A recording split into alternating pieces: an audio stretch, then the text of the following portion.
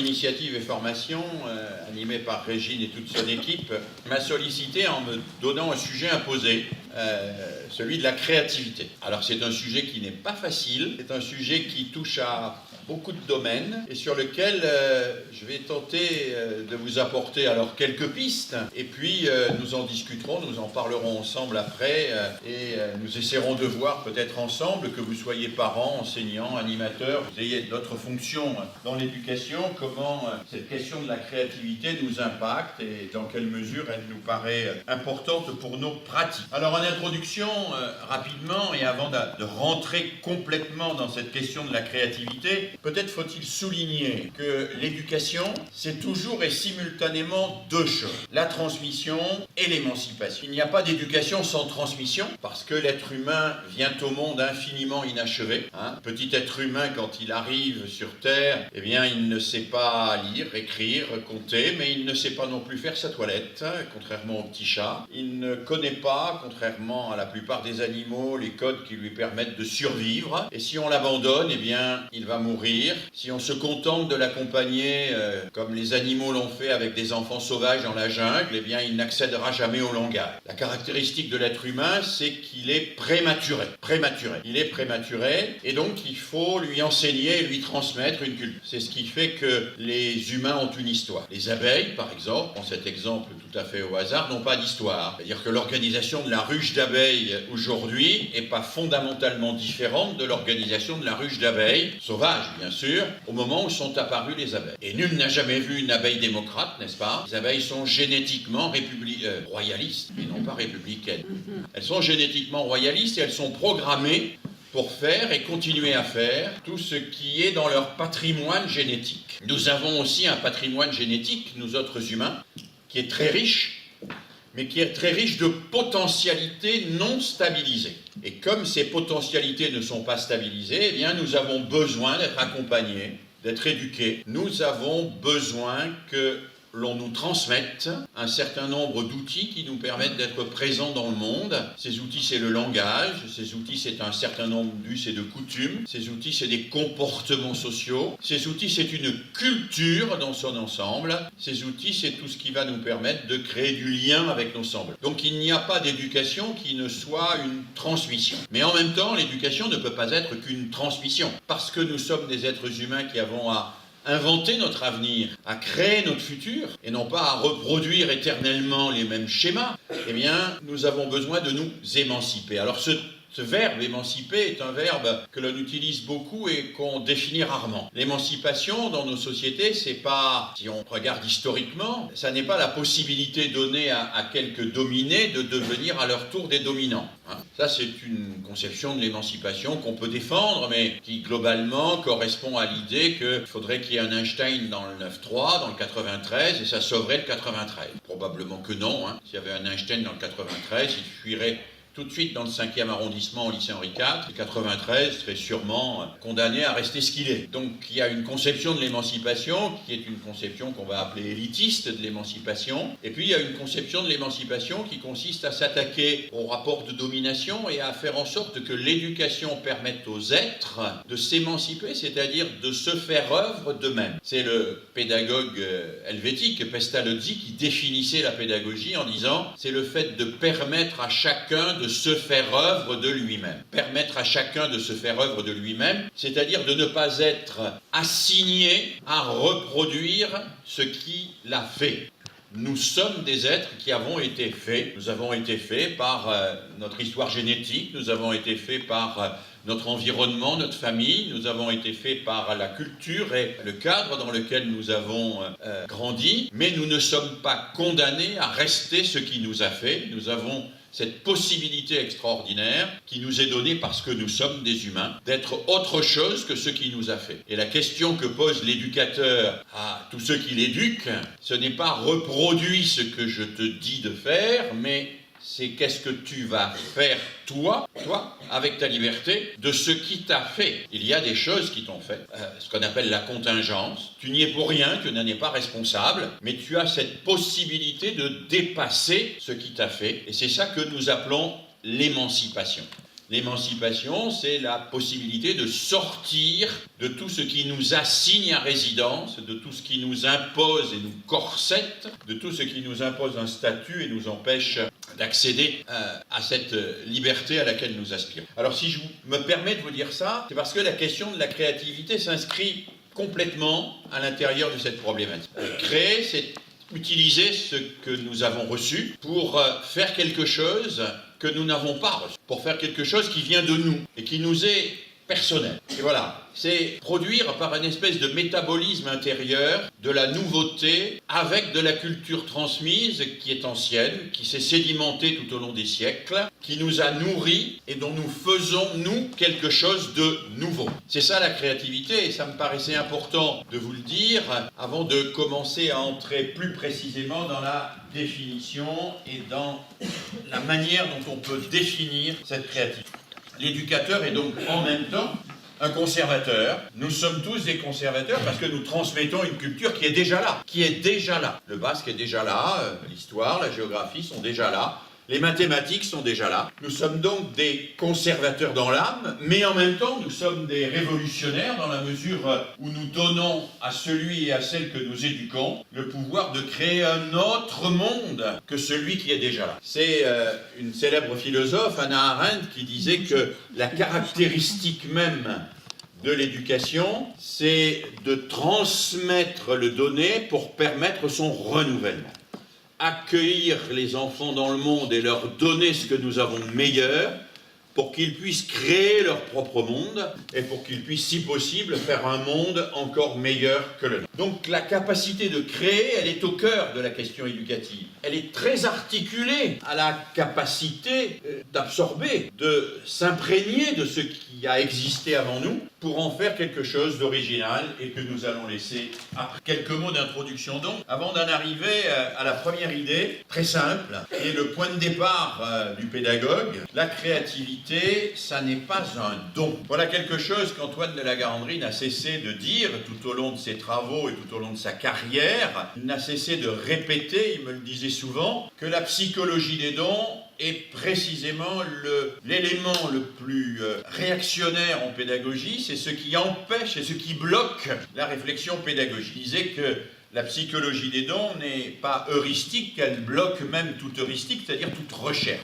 Alors oui, longtemps on a pu penser qu'il y avait des enfants qui étaient créateurs, qui avaient de la créativité, et que d'autres à côté d'eux ne l'étaient pas, qu'ils étaient soit obéissants, soit banalement reproducteurs de ce qui existait déjà. Au fond, les pédagogues, toute l'histoire de la pédagogie a consisté à lutter contre ce préjugé, et à dire il y a peut-être des prédispositions, mais les prédispositions ne sont pas des prédestinations. C'est très important comme distinction. Les prédispositions ne sont pas des prédestinations. Moi, je suis prédisposé à l'infarctus, mon père en est mort à peu près à mon âge, mais je ne suis pas prédestiné à faire un... La prédisposition, je peux l'assumer, lutter contre, en faire au contraire, si c'est positif, un point d'appui pour me développer. Mais ça n'est qu'une éducation familiale sur ses prédispositions personnelles, mais on va aussi intervenir là-dessus pour lui permettre d'accéder à cette créativité. Autrement dit, la question que se pose le pédagogue, c'est si la créativité n'est pas un don, comment la former? C'est une question compliquée parce que la créativité, par définition, elle crée quelque chose qui n'existe pas. Donc transmettre, c'est transmettre quelque chose qui existe, donc on peut identifier la mécanique qui permet d'y arriver, mais comment peut-on former à créer quelque chose qui n'existe pas? Quelle est cette capacité étrange qu'acquiert quelqu'un et qui lui permet d'accéder à la nouveauté de fabriquer de la... C'était le premier point que je voulais évoquer avec vous aujourd'hui. La créativité n'est pas un don. Deuxième point, rapidement, où se situe la créativité? Probablement entre la tentation du conformisme et celle de la toute-puissance. La tentation du conformisme, c'est la tentation qui consiste à obéir à tout, à reproduire ce qui existe déjà. La tentation de la toute-puissance, c'est celle de l'enfant qui croit qu'il est tout-puissant et que le monde peut lui obéir, exécuter tous ses caprices. On sait que l'enfant qui naît, il naît avec cette tentation de la toute-puissance. Il naît avec cette tentation de la toute-puissance, c'est un mystère pour personne. La naissance est une épreuve. Avant la naissance, on est dans le ventre de sa mère, logé, nourri, blanchi. On n'a aucun désir et aucune pulsion qui ne soit immédiatement satisfait. Naître, c'est rentrer dans l'insatisfaction.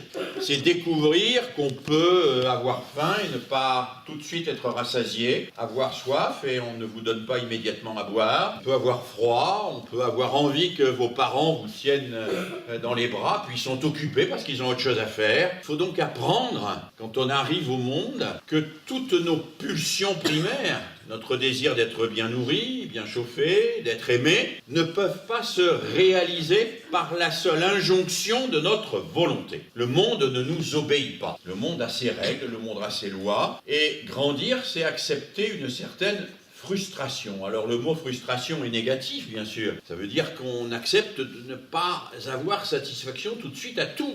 Mais c'est un mot profondément positif aussi, parce que c'est cette frustration qui nous permet d'entrer dans la pensée, de réfléchir. Nous le savons aujourd'hui, et les neurosciences nous le montrent bien, l'arrivée dans la pensée, elle est liée à cette capacité à sursoir à ses pulsions. Sursoir à ses pulsions. Je peux avoir des tas de... Les pulsions, d'ailleurs, ne sont interdites par personne. Elles sont en général très personnelles et on les vit de l'intérieur.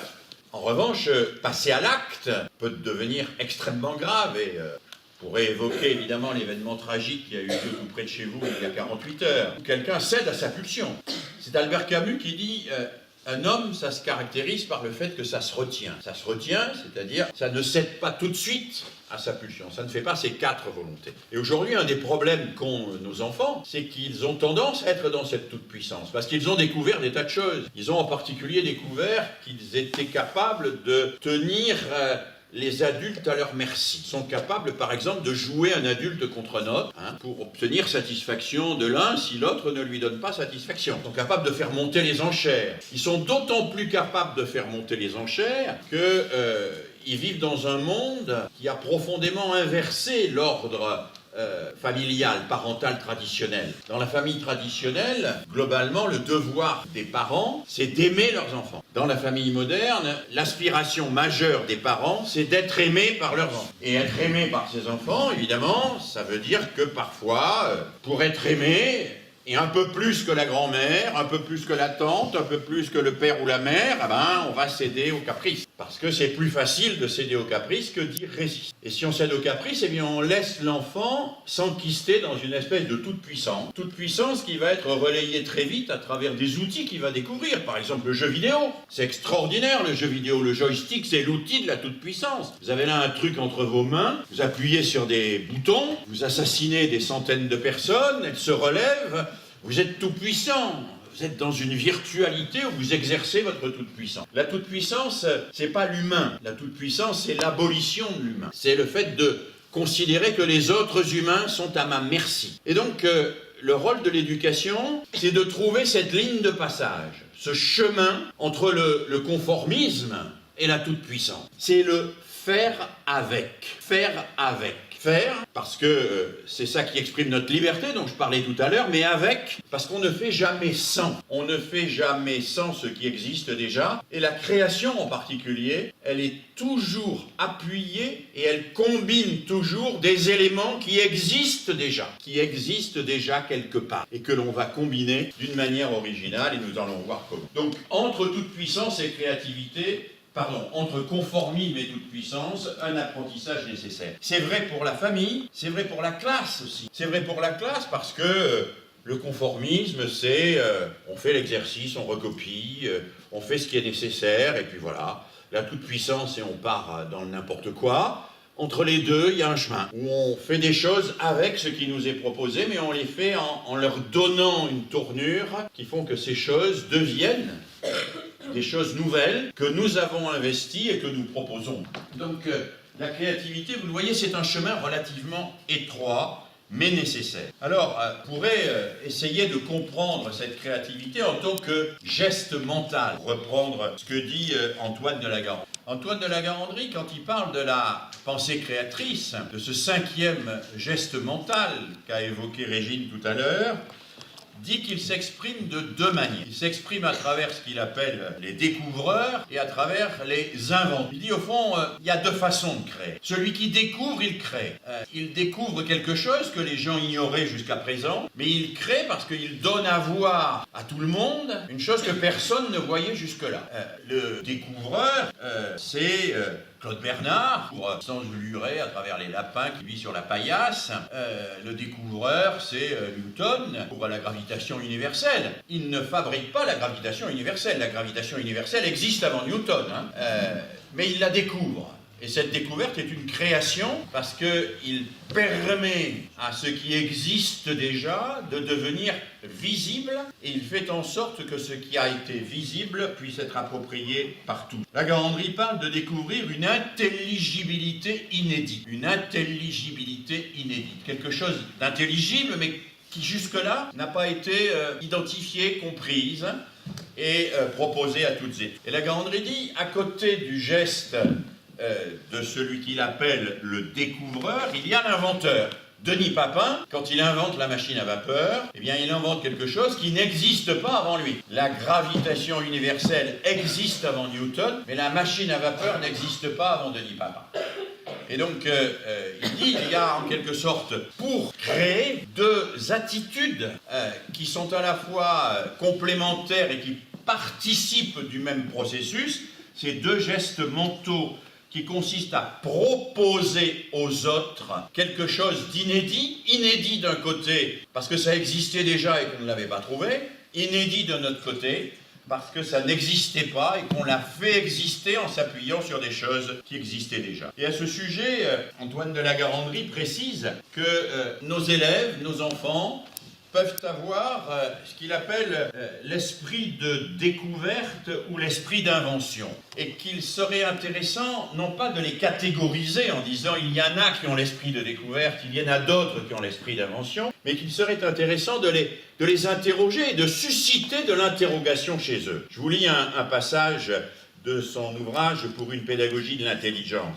Il dit « Quand un homme qui a l'esprit de découverte prend en main un objet, sa réaction est de se poser cette question « Qu'est-ce que c'est que ça ?» Qu'est-ce que c'est que ça? Celui qui a l'esprit d'invention, lui, quand il prend en main le même objet, se dira dans la même situation « Qu'est-ce que je pourrais faire avec ça ?» Et il dit « Qu'est-ce que c'est que ça d'un côté? Qu'est-ce que je pourrais faire avec ça de l'autre ?» Et il ajoute, et ça c'est très important, le plus important pour le pédagogue, il est rare qu'une même conscience se pose ces deux questions à la fois, mais beaucoup de consciences se croient dépourvues d'imagination créatrice, alors qu'il leur suffirait de se poser l'une ou l'autre de ces questions pour s'apercevoir qu'elles n'en sont pas démunies. Donc il dit, le pédagogue, il a ce pouvoir extraordinaire de construire avec l'enfant un rapport créatif. Qu'est-ce que c'est que ça? Tu reconnais que c'est quoi? Comment tu le décris? Quel est le modèle sous-jacent qu'il y a?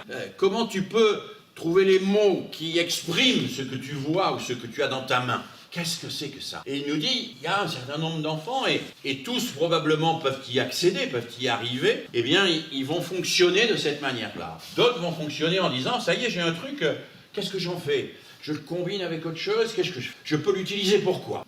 Je peux l'utiliser pour comprendre d'un côté, utiliser de l'autre, et il ajoute, il ne faut pas enfermer les personnes dans un certain type de créativité. Nous sommes tous capables d'avoir ces deux types de créativité, simplement nous fonctionnons préférentiellement avec l'une ou avec l'autre, et l'important pour le pédagogue, qu'il soit parent, qu'il soit enfant, qu'il soit professeur, c'est quand l'enfant, quand l'adolescent s'empare d'un objet, qu'il l'aide à en faire quelque chose. C'est-à-dire qu'il le mette dans une situation qui fasse qu'avec ça, soit je comprends, soit je fabrique, soit je comprends et je fabrique, mais ça n'est pas simplement quelque chose que j'ai pris, que je possède et que je vais abandonner une fois que j'aurai mis une étiquette avec marqué « c'est à moi ». Voilà. C'est-à-dire développer cette attitude au regard de tous les objets matériels et les objets intellectuels, qui permettent d'être dans une situation dynamique, qui permettent d'être dans une situation prospective. La Garandrie explique très longuement que ce qui caractérise à la fois les découvreurs et les inventeurs, c'est qu'ils pensent un avenir et qui mettent en place un processus, un geste mental qui fait advenir quelque chose qui soit existait déjà et n'était pas connu. Alors n'était pas connu de l'enfant ou de l'adolescent, il pouvait être connu de tout le monde, hein, on est bien d'accord. Quand l'enfant découvre que sur un tronc d'arbre il y a des ronds et que ces ronds il peut les compter et que les compter ça a une signification, il ne découvre pas ça pour la première fois dans l'histoire de l'humanité, mais il le découvre pour la première fois dans sa propre histoire, dans sa propre... Alors c'est important parce que cette découverte-là, elle le constitue comme créateur, et celui qui va utiliser le bois pour en faire une cabane ou autre chose, cela le constituera aussi comme créateur. Et mon rôle d'éducateur, c'est de le positionner comme créateur, c'est-à-dire comme faiseur d'un avenir, pas comme possesseur de l'objet, mais comme faisant quelque chose avec ses œuvres. Je pourrais continuer, bien sûr, mais pour ma part, j'irai un tout petit peu plus loin peut-être que ce que dit la Garandrie, en évoquant un autre penseur célèbre, très important, pour moi, qui est Claude Lévi-Strauss. Alors Claude Lévi-Strauss, vous voyez peut-être qui c'est un anthropologue très important, qui a étudié les comportements des sociétés qu'on appelle primitives.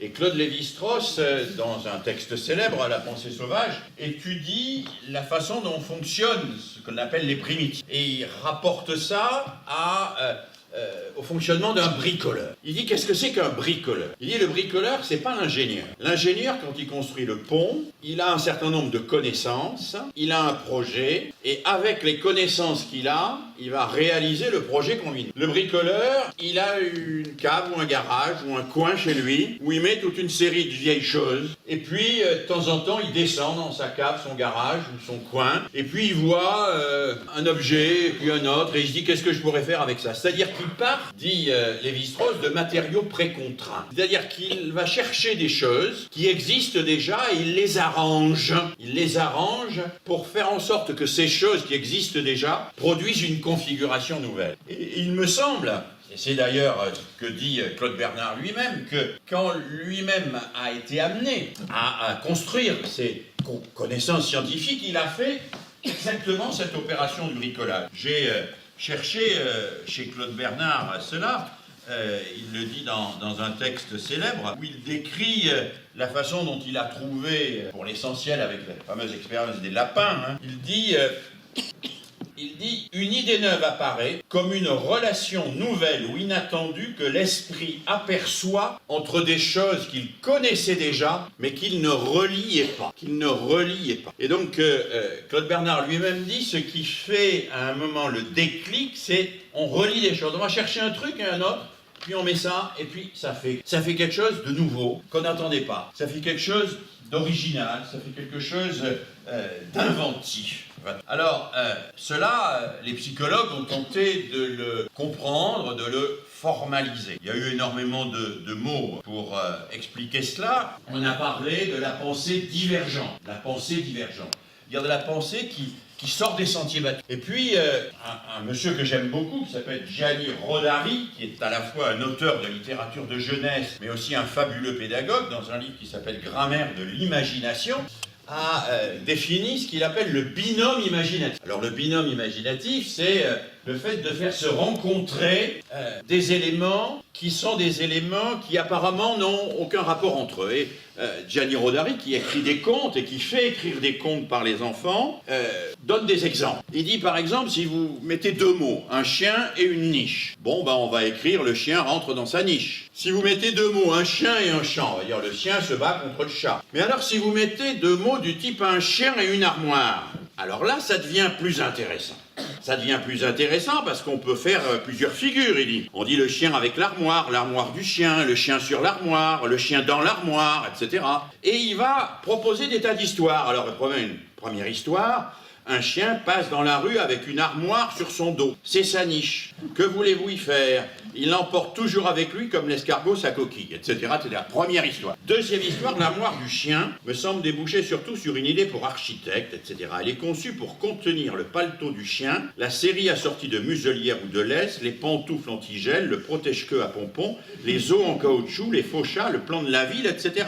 C'est l'armoire du chien où on range tout ce qui appartient au chien. Hein. Et puis, il a une troisième histoire, et il dit que c'est celle qu'il préfère, c'est le chien dans l'armoire. Ça me paraît, dit-il, plus tentant. 50 ans. Et il prend l'histoire, le docteur Polyphème rentre chez lui, ouvre l'armoire pour prendre sa veste d'intérieur et y trouve un chien. Nous voici aussitôt mis en demeure de chercher une explication à cette apparition. Mais on peut la repousser à plus tard. Le plus intéressant pour le moment, c'est d'analyser la situation de près. Le chien est de race indéfinissable, peut-être un chasseur de truffes, ou alors un chasseur de cyclamens, ou de rhododendrons. Alors, évidemment, il se met à délirer, et chaque fois en introduisant des mots qui n'ont aucun rapport, évidemment, avec le mot initial. Et il nous explique que c'est ça qui va lui permettre de raconter des histoires, que c'est à travers ce binôme imaginatif qu'il va fabriquer un conte qui va sortir des sentiers battus et qui va être original. Et ce que dit Rodari à propos des contes et des histoires pour enfants ici, on pourrait l'utiliser pour les poètes. Si par exemple, remémorer ces vers ou ces phrases de René Char quand il dit sur les arêtes de notre amertume, alors il faut que je retrouve sur les arêtes de notre amertume, c'est la patience de la conscience avance et dépose son lit. Sur les arêtes de notre amertume, la patience de la conscience avance et dépose son limon. Les arêtes de notre amertume. Qu'est-ce qu'il dit quand il dit les arêtes de notre amertume? Il va chercher un mot, les arêtes, qui appartient au vocabulaire géographique, et un mot amertume qui appartient au vocabulaire psychologique. Les arêtes de notre amertume. Patience de la conscience avance et dépose son limon. On est amer et puis conscience fait son travail. Le limon va progressivement venir et sur ces arêtes de notre amertume, il va progressivement nous permettre de dépasser cette amertume. Et donc on est encore là, parfaitement dans le binôme imaginaire. On est dans cette capacité à faire le lien entre des choses qui n'ont pas de lien. Et c'est ça qui va finalement, si on travaille un petit peu sur la psychologie cognitive, c'est ça qui va finalement être un moteur fondamental de la pensée créative. C'est ce que Piaget, grand psychologue, appelle la pensée syncrétique. C'est ce que notre grand psychologue Kessler appelle la dissociation, associer deux choses, ce qu'on appelle aussi la pensée latérale, etc. etc. Et Rodari, dont je vous parlais tout à l'heure, va multiplier les exemples pour cela. Par exemple, il travaille beaucoup avec les enseignants d'école primaire ou de collège, et il leur propose de faire travailler les élèves sur des questions centrées autour de ces binômes imaginatifs. Par exemple, première question, qu'arriverait-il si la tour Eiffel se mettait à voler? Évidemment, c'est un binôme un peu étrange, la tour Eiffel se met à voler. Ou deuxième question, qu'arriverait-il si un crocodile frappait à votre porte? Ou qu'arriverait-il si l'argent disparaissait du jour au lendemain? Et il part comme ça avec des... Alors évidemment c'est toujours extrêmement stimulant parce que c'est ce à quoi on ne s'attend pas. Qu'arriverait-il si un crocodile frappait à votre porte? Qu'arriverait-il si l'argent disparaissait du jour au lendemain? Et il fait parler les enfants à partir de ça. Il les fait s'exprimer, il les fait imaginer ce qui pourrait se passer. Et il découvre qu'il va susciter chez les enfants, à travers ce type d'interrogation, un développement intellectuel et mental absolument extraordinaire. Et il découvre que les enfants avec qui on va travailler comme ça, c'est-à-dire en les mettant en face de choses qu'on réunit alors qu'elles sont radicalement différentes, en les faisant sortir des clichés pour les mettre en face de choses qui sont hétéroclites, eh bien on va, par ce travail du bricoleur dont je vous parlais tout à l'heure, on va réussir à les faire dérailler, mais dérailler au bon sens du terme, à les faire imaginer quelque chose à quoi ils n'avaient pas. Et Rodari nous dit d'ailleurs, c'est un peu comme ça que fonctionnent aussi les grands scientifiques. Les grands scientifiques. Alors vous connaissez probablement la question traditionnelle aujourd'hui dans les mathématiques modernes des infinis de Cantor. Cantor, c'est celui qui a montré que 1 égale 2. Ce qui est très facile à montrer, que 1 égale 2 en arithmétique, on peut le montrer très très facilement. On peut le montrer très facilement parce que si j'écris ici la suite des nombres premiers, 1, 3, 4, 5, etc., ça va jusqu'à l'infini évidemment. Si j'écris sous chaque nombre premier un nombre pair, 2, 4, 10, comme ça va jusqu'à l'infini, les deux séries sont superposables. Or la seconde est la moitié de la première. Donc 0,5 égale 1, donc 1 égale. On peut le montrer très facilement, ça peut montrer que... Et alors il va beaucoup plus loin Cantor, puisqu'il va même montrer qu'il n'y a pas que deux infinis, il va classer les infinis. Il va dire... si on prend une droite, le nombre de points sur une droite est infini. Mais sur une demi-droite, le nombre de points, il est quoi? Il est infini. Donc une demi-droite est à la fois la moitié d'une droite et une droite. Donc la moitié est égale au tout. Maintenant, il va même encore beaucoup plus loin. Parce qu'il dit, si vous prenez une droite, le nombre de points sur une droite est infini, mais si vous prenez un plan, le nombre de points sur un plan est aussi infini. Or, un plan, c'est évidemment beaucoup plus grand qu'une droite, puisqu'il y a une infinité de plans dans une droite. Donc on n'en sort pas. Alors on pourrait multiplier les exemples. J'en avais pris cet après-midi en particulier dans un excellent livre écrit par un collaborateur d'Einstein qui s'appelle Gamow. Ce livre s'appelle 1, 2, 3 à l'infini. Ce célèbre mathématicien, Gamow, essaye de débusquer toutes les énigmes comme ça, mathématiques, et de montrer que les mathématiques ont avancé chaque fois que quelqu'un a osé partir vers quelque chose d'inattendu et mettre en relation des choses qui n'étaient pas en relation jusqu'à présent. Bon, quand Thor opère la classification des infinis, qu'on appelle la classification des alephes, aleph 0, aleph 1, aleph 2, aleph 3, parce que dans le cube, on pourrait aller après le plan, il y a le cube. Hein. Dans le cube, il y a aussi une infinité, hein, etc. Et puis, Einstein lui-même. Einstein, qu'est-ce qu'il raconte quand il trouve la relativité générale? Il dit, ce qui m'a permis de trouver la relativité générale, c'est le jour où j'ai formulé, en mettant ensemble ces deux mots, l'essentiel de ma théorie, parce que j'ai pu dire l'espace est courbe. L'espace est courbe. Alors l'espace est courbe, nous on a du mal, hein. L'espace est courbe. L'espace, on est dedans. Comment il peut être courbe? Comment un espace peut être courbe? Très compliqué. Alors, vous savez comment Einstein prouve que l'espace est courbe? Prouve avec le théorème de Pythagore, puisque va dans l'infini, il repère 3 points, nous sommes ici un des 3 points, et il regarde la somme des angles. Si la somme des angles est égale à 180 degrés, l'espace n'est pas courbe, il est plan, mais il s'aperçoit que, on prend des télescopes, bien, en réalité, la somme des 3 angles est supérieure à 180 degrés, et ça n'est possible que parce que l'espace est courbe. L'espace était plat, évidemment, la somme des 3 angles entre 3 points dans l'espace serait égale à 180 degrés. Et Einstein, il dit lui-même, il dit, pour moi, ça a été le déclic. L'espace est courbe. Personne n'a jamais pensé que l'espace était courbe. L'espace, c'est ni courbe ni pas courbe, c'est rien du tout, quoi. Mais la courbure de l'espace, pour lui, c'est ce qui va lui déclencher la compréhension de la relativité générale. C'est ce qui va lui permettre de définir l'univers en disant l'univers est un cercle fini de diamètre infini. Okay. Un cercle fini de diamètre infini. Vous vous rendez compte? C'est difficile à comprendre parce que s'il est fini, il y a un bord. Mais si le diamètre est infini, il n'y a pas de bord. Et comment un cercle peut-il être fini et le diamètre peut-il être infini? Eh bien, c'est parce que E égale MC2. Voilà. Et à partir de là, alors moi je ne saurais pas vous faire la démonstration, hein, mais Einstein il vous l'a fait très très bien la démonstration. Gamow aussi d'ailleurs vous l'a fait très bien dans le petit livre 1, 2, 3 à l'infini.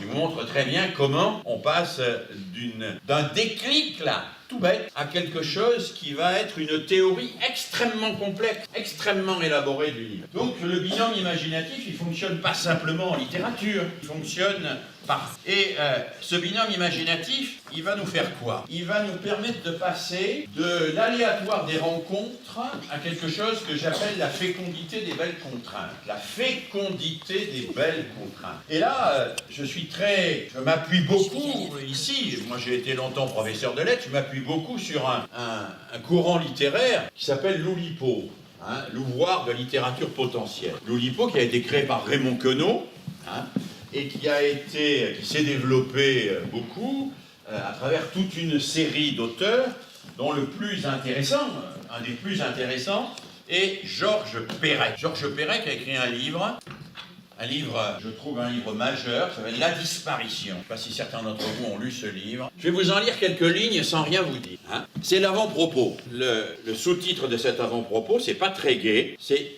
où l'on saura plus tard qu'ici s'inaugurait la damnation. Ensuite, c'est 3 cardinaux, un rabbin, un amiral franc-maçon, un trio d'insignifiants politicards soumis au bon plaisir d'un trust anglo-saxon ont fait savoir à la population par radio, puis par placard qu'on risquait la mort par inanition. On crut d'abord à un faux bruit. Il s'agissait, disait-on, d'intoxication. Mais l'opinion suivit. Chacun s'arma d'un fort gourdin. Nous voulons du pain, criait la population. Conspuant, patron, nanti, pouvoir public, ça complotait, ça conspirait partout. Un flic n'osait plus sortir la nuit. À Mâcon, on attaqua un local administratif. À Rocamadour, on pilla un stock. On y trouva du thon, du lait, du chocolat par kilo, du maïs par quinto, mais tout avait l'air pourri. À Nancy, on guillotina sur un rond-point 26 magistrats d'un coup. Puis on brûla un journal du soir qu'on accusait d'avoir pris parti pour l'administration. Partout, on prit d'assaut dock, hangar, magasin. Vous avez repéré quelque chose? Oui. Tout ceci est écrit sans la lettre E, qui est la lettre la plus utilisée dans la langue française. Parce que Georges Perec s'était donné comme consigne, comme contrainte, d'écrire un roman entier qui fait plus de 300 pages sans la lettre E. Sans la lettre E. C'est une lettre sur 5, la lettre E. Donc c'est considérable. Et alors, moi quand j'ai lu ça, je ne me suis pas aperçu. Je l'ai lu à sa sortie, ce livre. Je ne me suis pas aperçu tout de suite que la lettre E avait disparu. Puis au bout d'un certain temps, effectivement, c'est curieux. Alors ça tient debout, hein. On tuait son frangin pour un saucisson, son cousin pour un bâtard, son voisin pour un crouton, un quidam pour un quignon. Ah, ça tient debout tout ça, hein. Et puis alors, je me suis intéressé au livre, j'ai écouté des interviews de Georges Perec et il dit moi c'est parce qu'on m'a interdit une lettre que j'ai inventé tout ça. C'est-à-dire que j'étais obligé d'inventer, parce que la lettre interdite me mettait dans la position de devoir inventer des choses nouvelles. De devoir inventer des choses. Et c'est ce qu'on appelle, dans le mouvement de l'Oulipo, un lipogramme, c'est-à-dire un texte où il y a une contrainte. Et cette contrainte consiste ici, c'est la contrainte la plus simple qu'on puisse imaginer, à interdire une lettre. On interdit une lettre. Alors cette contrainte, moi je l'ai beaucoup utilisée en tant qu'enseignant. Et je l'utilise encore en tant que formateur. Par exemple, quand j'étais professeur de français à des 6e, quand j'étais instituteur, je donnais une image à décrire, puis je disais à mes élèves, toi tu n'as pas le droit d'utiliser la lettre A, la lettre E, la lettre I, la lettre O, la lettre U. Et puis je leur donnais quelque chose qui est un instrument extrêmement précieux pour nos élèves, je leur donnais à chacun un dictionnaire des synonymes. Parce que qu'est-ce que ça avait pour objectif, ça? De leur permettre de trouver du vocabulaire. Parce que si vous ne donnez pas de contraintes, il n'utilise que les mots qu'il connaît. Or, comme la répartition des mots est très inégale, vous savez qu'un enfant qui rentre en maternelle peut posséder 600 mots, mais il peut en posséder aussi 6 à 7 à 8000, et que la maîtrise du vocabulaire est évidemment un élément absolument fondamental pour maîtriser le langage et pour tous les éléments de la réussite scolaire. Si vous mettez l'enfant dans une situation où il n'utilise que les mots qu'il connaît, il n'utilise que les mots qu'il connaît. Voilà. Les autres, il ne les utilise pas, forcément. Il va utiliser ses 600 mots, ses 1000 mots, ses 2000 mots, ses 3000 mots une fois arrivé en 6e, et puis voilà. Mais si vous lui mettez la contrainte, tu n'as pas le droit d'utiliser la lettre A. Flûte, alors là, je dois décrire une maison. Qu'est-ce que c'est? Je vais chercher sur le dictionnaire, je trouve que maison, il y a demeure. Est-ce que demeure, ça peut s'appliquer pour ce que je vois là? Compliqué, on en discute. En tout cas, il se passe quelque chose. Il se met à réfléchir et il se met à se demander comment il peut dire les choses d'une manière telle que ce soit effectivement quelque chose d'original et de nouveau. Donc les contraintes ne sont pas le contraire de l'imagination. Il n'y a pas d'imagination sans contrainte. Et même sans contrainte, presque on pourrait dire absurde. Les belles contraintes sont parfois apparemment... Parce que c'est celles qui imposent de sortir des sentiers battus. Dans la contrainte... Alors, on a quelque chose qu'un philosophe, Jacques Rancière, a parfaitement défini. Quand Rancière dit « L'émancipation, c'est quand une intelligence qui n'obéit qu'à elle-même obéit à une autre volonté. » Il dit exactement l'inventivité, la créativité. C'est une intelligence qui n'obéit qu'à elle-même alors même que la volonté obéit à une autre volonté. Alors entendez-moi bien, c'est un peu compliqué comme formule. Ça veut dire, je t'interdis d'utiliser la lettre A. Donc tu m'obéis à ma volonté. Ta volonté obéit à ma volonté. Donc j'assume ma position d'autorité. Mais pour ça, ton intelligence n'obéit qu'à elle-même. Parce que c'est toi qui vas chercher. C'est toi qui vas aller te demander, te poser des questions, etc., etc. Donc ta volonté obéit à ma volonté, mais ton intelligence n'obéit qu'à elle-même. Autrement dit, je t'impose une contrainte qui te permet d'activer ta propre volonté, ta propre intelligence. Je t'impose une contrainte qui te permet d'activer ta propre... Et donc de sortir de la reproduction, du mimétisme, etc., etc. Et là, nous sommes vraiment devant un enjeu absolument majeur. Alors, je vous ai parlé du lipogramme. On pourrait parler d'une multitude d'exercices. Dans le groupe de l'Oulipo, il y a quelqu'un qui s'appelle, que vous avez peut-être lu, qui s'appelle Italo Calvino, qui a écrit de magnifiques romans, Le Baron Perché, Conte pourfendu, etc., qui a utilisé le tarot pour écrire des histoires. Le tarot. Et il y a une multitude de tarots des contes qui ont été faits, c'est-à-dire... On a aussi utilisé quelque chose de très connu pour ceux et celles qui travaillent un petit peu sur la littérature, qu'on appelle le schéma de Propt. Le schéma de Propt, c'est un héros, un allié, un obstacle, un projet, une épreuve, etc. Et avec ça, on peut faire tourner et on peut mettre un héros et puis lui faire rencontrer un obstacle. Ah ben c'est Pinocchio, mais c'est Pinocchio qui va dans l'espace et qui rencontre... une météorite, ça oblige à sortir des sentiers battus, ça. Et ça oblige à imaginer quelque chose qui n'était pas déjà là. Je fais partie de ceux qui, vraiment, je pense que la Garandrie nous a ouvert la voie là-dessus, qui pensent que la contrainte n'est pas le mal en éducation. Que la question n'est pas de savoir s'il faut ou pas des contraintes. La question est de savoir si la contrainte, elle est bête et elle ne sert à rien, ou si elle est au contraire un outil qui permet aux gens d'aller au-delà, de réfléchir et de faire quelque chose d'absolument fondamental, qui est de se dépasser. C'est-à-dire la créativité, c'est le dépassement. C'est le dépassement. Et je suis très attaché à cette notion de dépassement, d'abord parce qu'elle renvoie à des connaissances en matière de psychologie cognitive qui sont maintenant très stabilisées. Pour ceux et celles qui connaissent un petit peu toutes ces théories, on parle de la zone proximale de développement, c'est-à-dire le fait que chaque individu sait faire un certain nombre de choses accompagnées et il doit progressivement apprendre à les faire seul. Alors je vais prendre l'exemple le b.a.-ba, c'est le petit enfant qui sait marcher, qui tient la main. À un moment, il faut lui lâcher la main pour qu'il marche tout seul. Voilà. Et puis, après marcher, il y a sauter à la corde, il y a des tas de choses. Et les psychologues montrent que nous progressons comme ça. Nous progressons parce que quelque chose que nous apprenons à faire avec quelqu'un, nous réussissons à le faire sans quelqu'un. Et que ça s'appelle aussi, d'une autre manière, la construction de l'autonomie, évidemment. Et ça, c'est le dépassement. Et dans la créativité, il y a cette exigence fondamentale du dépassement. C'est-à-dire le fait de se mettre en position de sortir quelque chose dont on ne savait même pas soi-même qu'on était capable de le sortir. Et donc oui, on peut aider les enfants à se dépasser. À condition, et j'en parlais encore avant-hier, hier avec des collègues d'un collège pas très loin, à condition de changer le statut de l'évaluation. Si l'évaluation, elle consiste à dire à un enfant, alors que ce soit en famille ou à l'école, voilà, tu as écrit ça, ça vaut 6 sur 20, 3 sur 10, couleur, je sais pas, jaune ou rouge, je te le rends, on fera une moyenne avec ça, ça sera sur ton carnet, maintenant on arrête. Il n'y a pas de dépassement, il n'y a pas de dépassement. On est dans une situation où on photographie quelque chose qui existe, et puis on s'en tient là. Comme le disait Jacques Lévin, quelqu'un que j'ai beaucoup aimé, et qui connaissait d'ailleurs aussi très bien Antoine de la Garandrie, comme le disait Jacques Lévin, il faut que les pédagogues ils passent de la photo au cinéma, quoi. Il ne suffit pas de photographier, de dire voilà, tu vaux ça, ton devoir, tu l'as bâclé, il vaut 6. Il faut être capable de dire tu l'as bâclé, mais moi je vais te donner quelques conseils, tu vas le refaire et peut-être qu'il vaudra 12 ou 15 ou 16. C'est-à-dire que ça impose de passer d'une évaluation qui est une évaluation statique, qui fige, à une évaluation qui permet d'aller au-delà. Parce qu'on en revient à cette phrase extraordinaire que je cite toujours d'Albert Jacquard. Albert Jacquard qui dit l'évaluation, que ce soit dans la famille ou dans l'école d'ailleurs, ou partout, même dans le sport, ça n'est pas pour savoir si on est meilleur que les autres, c'est pour devenir meilleur que soi-même. Et si on prend cette formule au sérieux, l'évaluation, ça n'est pas pour savoir si on est meilleur que les autres, c'est pour devenir meilleur que soi-même. Alors, quelque chose est absolument central, c'est le retravail, c'est le remettre en chantier, c'est le t'as raté mais t'y reprends, tu y remets, et moi je vais t'aider, et tu vas y arriver, et tu seras fier de toi, parce que tu savais même pas capable d'arriver. Et là on voit que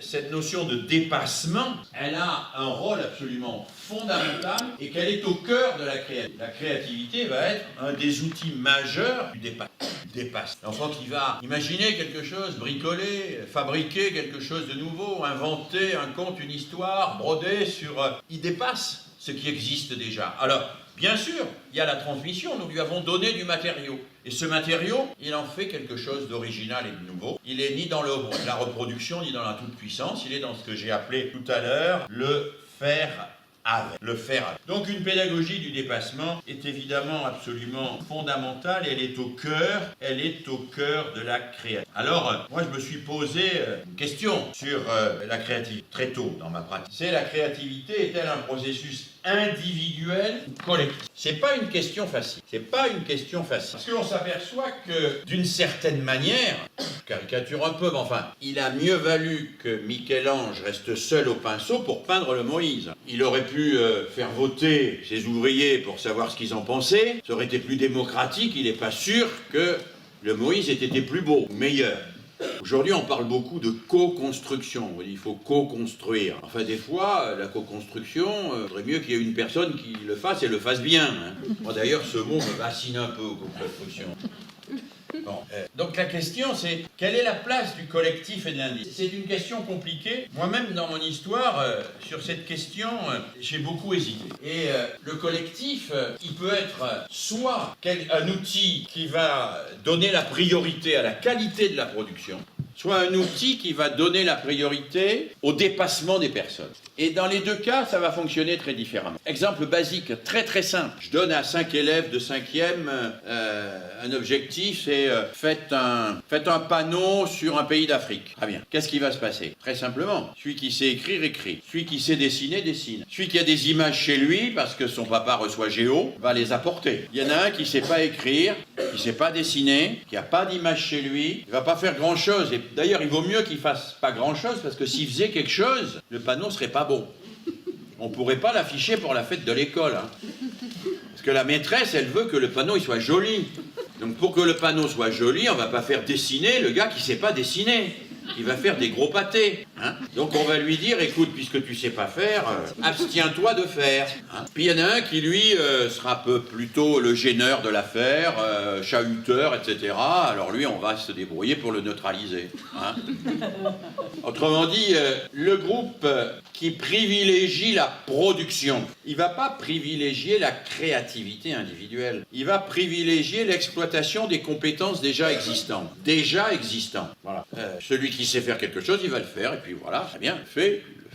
Et le résultat est très bon. Moi, je suis tombé dans ce panneau. Hein. Au début de mon enseignement, je faisais beaucoup de théâtre avec mes élèves. J'étais instituteur puis prof de collège. Et au théâtre, avec mes élèves, hein, je ne faisais pas jouer le premier rôle au bègue. Hein. Je faisais jouer le premier rôle à celui qui était capable de tenir la rampe et de s'exprimer le mieux devant tout le monde. Pourquoi? Parce que j'avais envie que la pièce de théâtre soit réussie. Et puis... le bègue, lui, je lui faisais brancher les prises de courant, ou au mieux peindre les décors, enfin bon, faire des... Moi, je suis tombé dans ce panneau-là. Alors, ça m'a servi, ce truc-là, parce que, comme j'étais un peu un expérimentateur en pédagogie, et que j'étais pas toujours très bien vu de mes collègues, le fait de faire des pièces de théâtre super réussies, ça leur en mettait plein la vue. Puis aux parents aussi. Mais il est très bon ce prof, regardez la pièce de théâtre, la qualité qu'elle a. Mais il se trompait. La qualité de la pièce de théâtre était la preuve que je n'étais pas bon. Et non pas que j'étais bon. Elle était la preuve que je n'étais pas bon, parce qu'elle était la preuve que j'avais organisé le collectif, non pas sur la base du dépassement de chacun, de la créativité de chacun, mais sur la base de l'exploitation de ce qui existait déjà. Voilà. Et alors j'ai mené après des recherches importantes auprès des groupes, à la fois d'enfants, d'adolescents, d'adultes même d'enseignants, de syndicalistes, etc. Je me suis aperçu que c'était à peu près toujours pareil. Si vous mettez 5 personnes à travailler ensemble, il faut en général à peu près un quart d'heure pour repérer qu'il y a une division du travail entre concepteurs, exécutants, chômeurs et gêneurs. Les concepteurs conçoivent, les exécutants exécutent, les chômeurs ils font rien, les gêneurs on essaye de les refiler au groupe d'à côté. Vous avez cette mécanique qui se met en place, parce que le groupe, s'il veut produire, il va privilégier ce qui existe déjà. Mais c'est pas pour autant que le groupe est condamné à ça. Et c'est là où l'enseignant, l'éducateur, l'animateur, il a quelque chose. C'est qu'il peut utiliser le groupe pour susciter l'imagination. Moi, j'ai mis en place, il y a, au tout début, quand j'étais très jeune, un dispositif que j'ai appelé la boîte à mots, dont France Culture a fait d'ailleurs à l'époque une émission de radio qui passait tous les mercredis après-midi. La boîte à mots, c'est un dispositif où on met les élèves en rond, puis il y a une boîte avec des mots qu'on appelle des déclencheurs narratifs. C'est des mots, alors un nuage, un rhume de cerveau, un ordinateur, voilà. Et puis, le premier élève tire un mot et il commence une phrase. Et il passe la boîte. Et le second doit continuer l'histoire, mais avec le mot qu'il va tirer. Et là, on retrouve ce que je vous disais tout à l'heure. Alors, je sais pas, le premier élève tire ordinateur. Si on laisse filer l'histoire sans introduire la contrainte d'un mot nouveau et un peu original, l'ordinateur, il tombe en panne au mieux. S'il tire après ordinateur, je sais pas, rhume de cerveau. Alors là, l'ordinateur s'enrhume. Là, ça devient intéressant. Parce que qu'est-ce que ça donne un ordinateur qui s'enrhume? Il se met à éternuer. Alors ça brouille un peu les choses. Il y a un certain nombre d'éléments qui se passent, etc.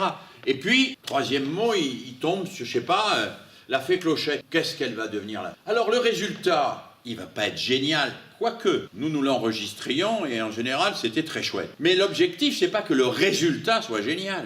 L'objectif, c'est que chaque gamin, à son tour, il ait travaillé dans sa tête pour essayer de se débrouiller, pour faire quelque chose avec des choses qui existent déjà et qui soient des choses nouvelles.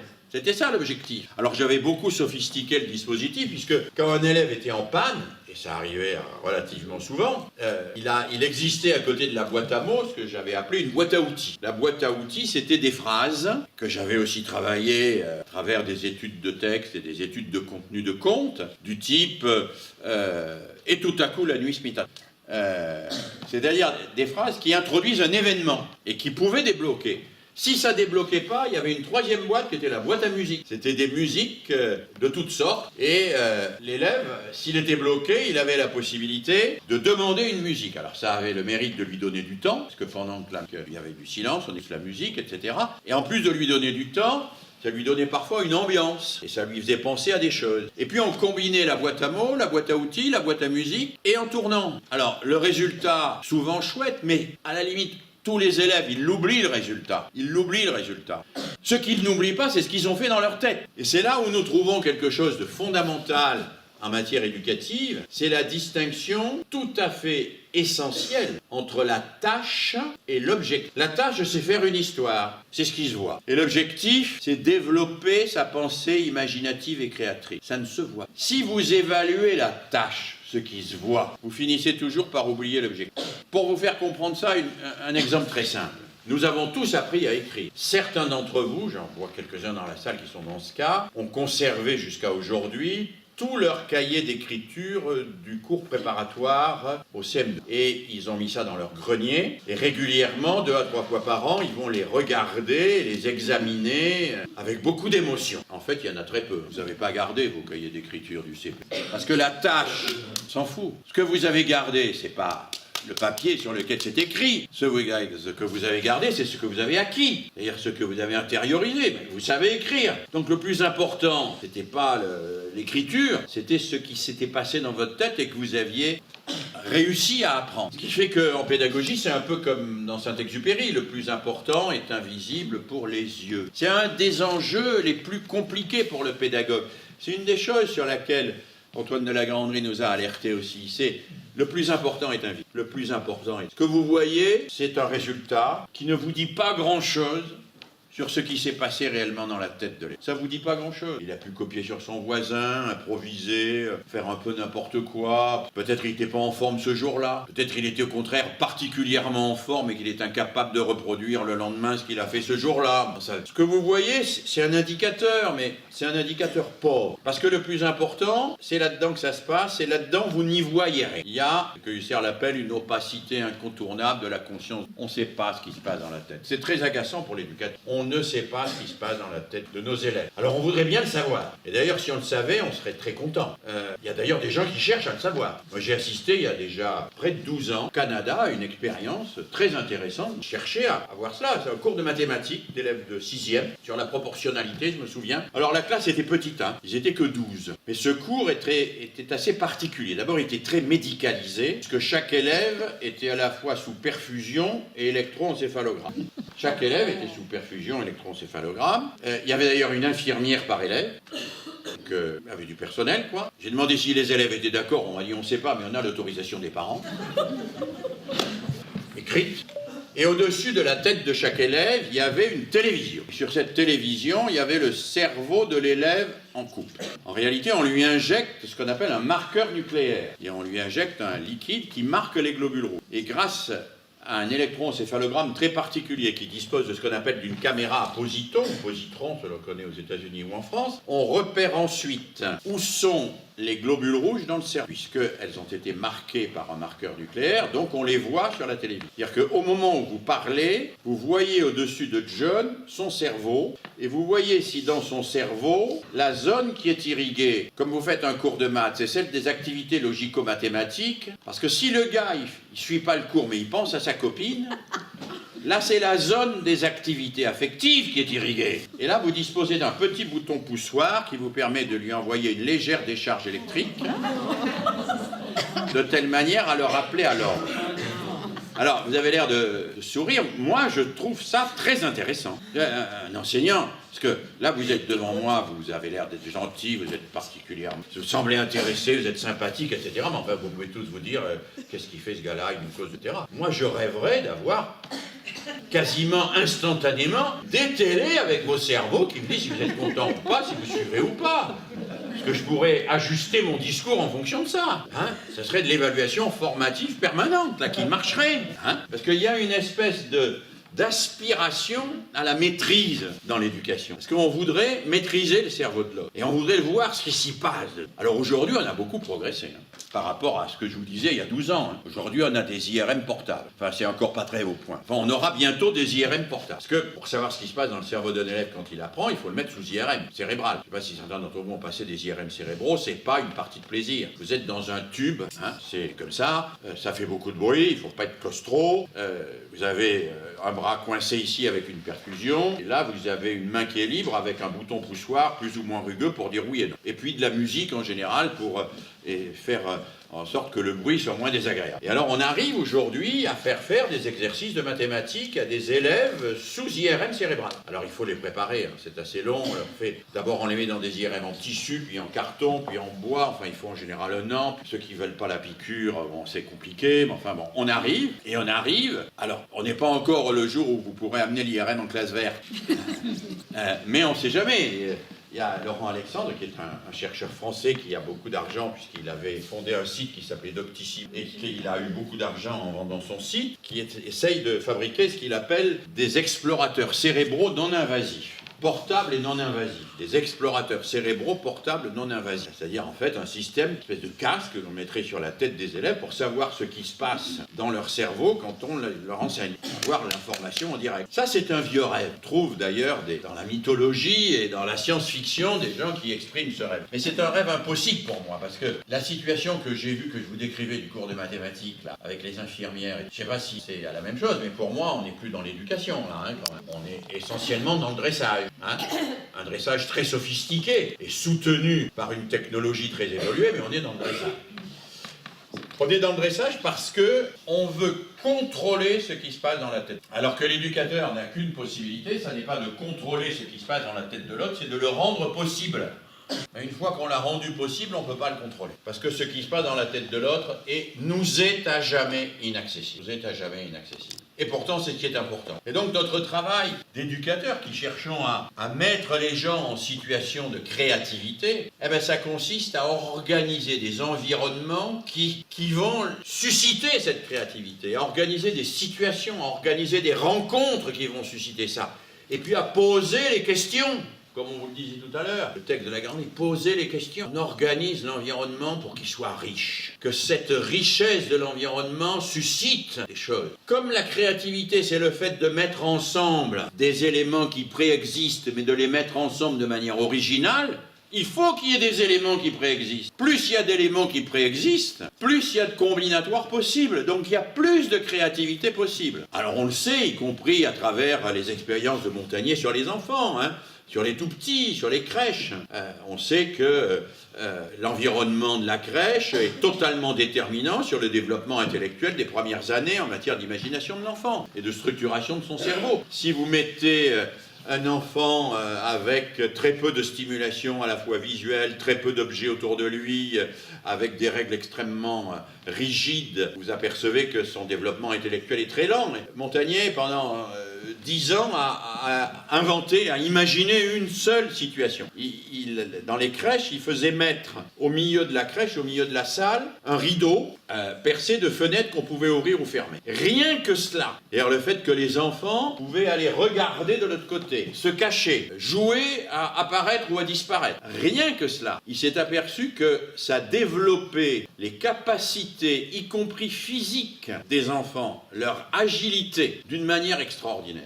Pourquoi ? Parce qu'il introduit un dispositif qui ne contraint à rien d'autre qu'à rendre possible des comportements de communication, des comportements qui consistent à se cacher, à apparaître, à disparaître, à faire coucou.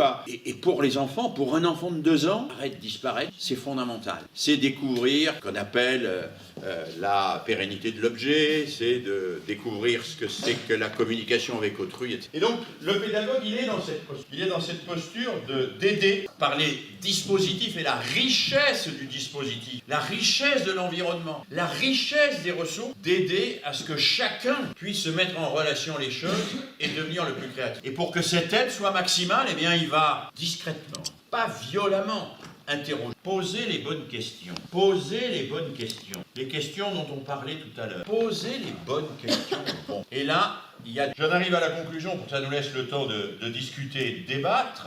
J'ai parlé beaucoup de créativité, mais il y aurait une objection possible à me faire, qui consisterait à dire, oui mais attendez monsieur Mérieux, la créativité, si mais la créativité ça va les amener à créer quoi? Des théories du complot?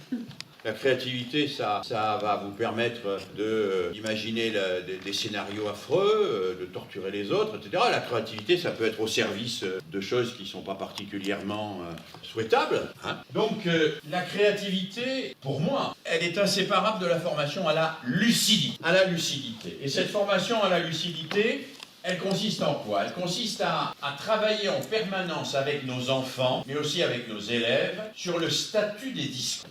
Qu'est-ce que ça veut dire, le statut des discours? Ça veut dire identifier quel est le type de discours qui est tenu. Moi, j'en distingue 5, mais on pourrait en distinguer d'autres. Moi, c'est une typologie que j'utilise, que j'ai utilisée avec mes élèves de primaire, que j'ai utilisé avec mes élèves de terminale en philosophie, quand ils affirment quelque chose. C'est une typologie très simple qui distingue le discours de la connaissance. C'est celui qui s'efforce de décrire le réel, de décrire ce qui est. Le symbolique, c'est le littéraire. Chartreuse de Parme, ça décrit pas le réel.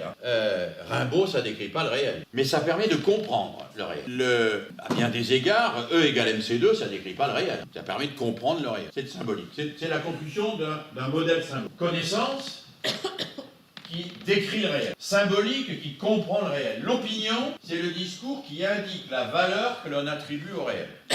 C'est bien, c'est mal, je suis d'accord, je suis pas d'accord. C'est la valeur que l'on attribue. La croyance, c'est le discours qui dit le sens que l'on donne au réel. Le sens que l'on donne au réel globalement. C'est ça que la croyance renvoie souvent à quelque chose qui relève du religieux, qui relève de la mystique. Et puis, le dernier, c'est l'imaginaire. C'est le discours qui permet d'échapper au réel. La fiction complète. Le problème n'est pas de privilégier un des discours sur les autres. Ça n'aurait pas beaucoup d'intérêt. Le problème, c'est d'aider l'enfant ou l'adolescent à savoir quel discours il tient. C'est pour ça que moi, dans les travaux que je menais avec mes classes ou avec des groupes que j'animais, alors j'avais des symboles pour dire tout ça, mais peu importe, je ne vais pas rentrer dans le détail. Quand quelqu'un énonçait quelque chose, souvent je lui posais la question, mais connaissance, symbolique, opinion, croyance ou imaginaire? Parce que la possibilité d'imaginer, fantastique, elle est formidable, mais à condition qu'on ne prenne pas l'imaginaire pour le réel, à condition qu'on sache repérer les niveaux de discours que l'on tient et auxquels on se situe. Et donc développer la pensée créative, développer la capacité à interroger les objets, à manipuler de manière originale les objets.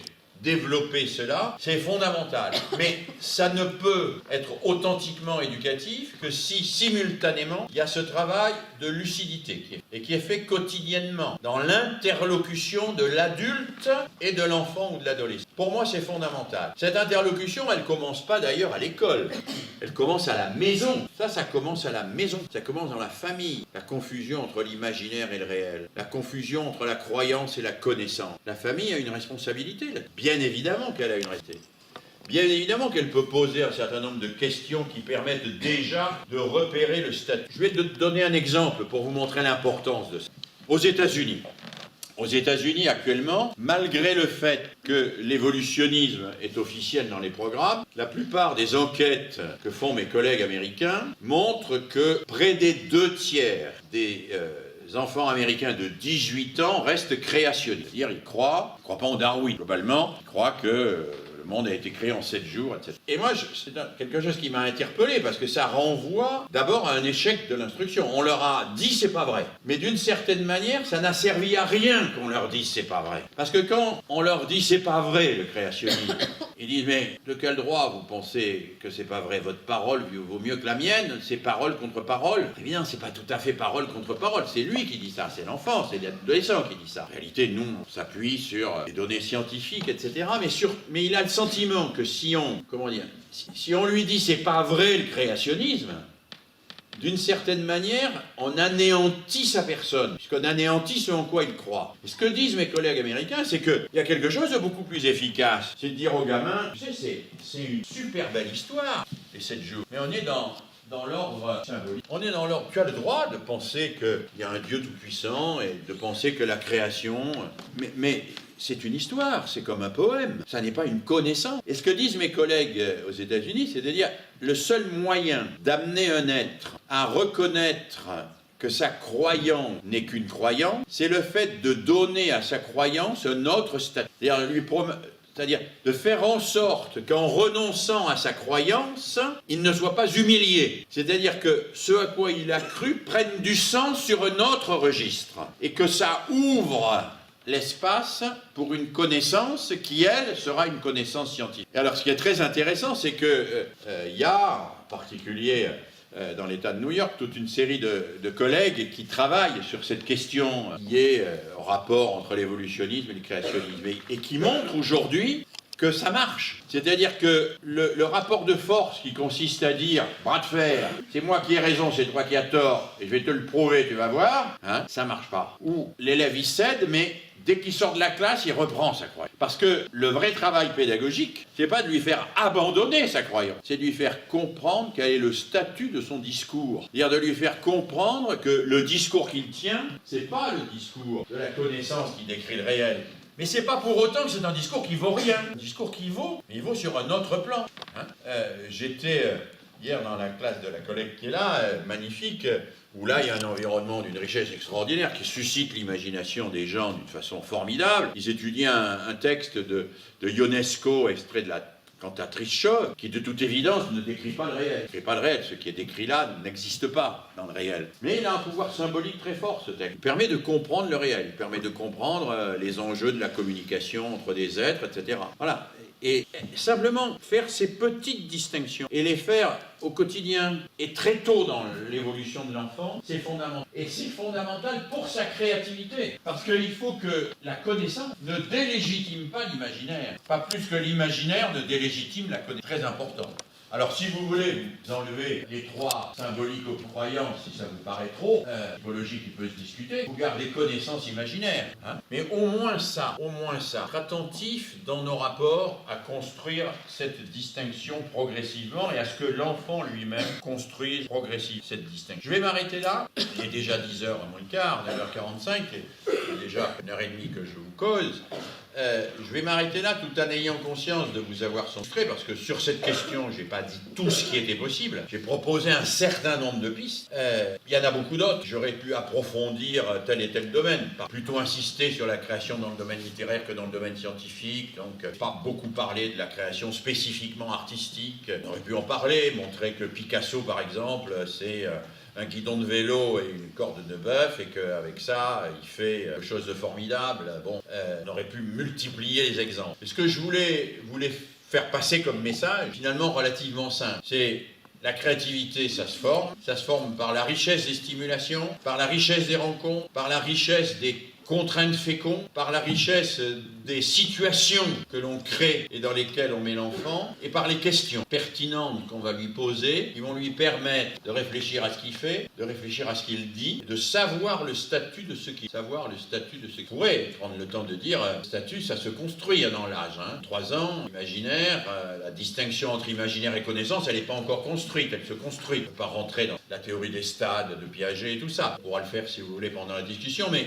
l'important, c'est pas les procédures, c'est le processus. C'est l'attitude que l'on a par rapport aux enfants, aux adolescents, le fait de les mettre dans une situation, et à travers cette situation, et l'accompagnement qu'on leur donne, de les rendre créateurs d'eux-mêmes, sans les faire basculer dans la toute-puissance infantile. Voilà, donc je m'arrête là. Il nous reste un tout temps, si vous souhaitez, pour échanger ensemble autour de cette thématique, mais très largement, si vous voulez ouvrir le débat sur d'autres